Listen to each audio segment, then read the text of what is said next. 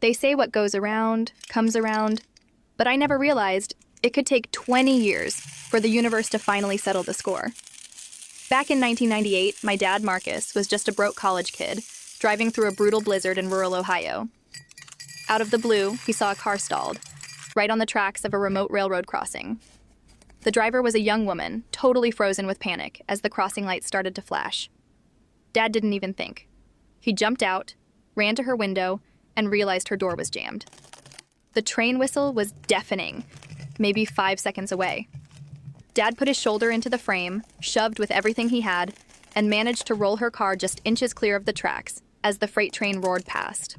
The woman was sobbing, thanking him, but Dad just checked if she was okay, gave her a thumbs up, and drove off into the snow.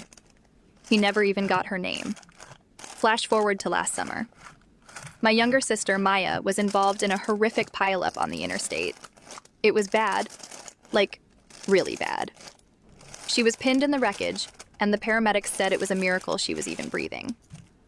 She needed an emergency surgery that only a handful of specialists in the state could perform. The lead surgeon, a man in his late 40s, worked on her for 10 hours. When he finally came out of the OR, he looked exhausted, but he had this strange, intense look on his face.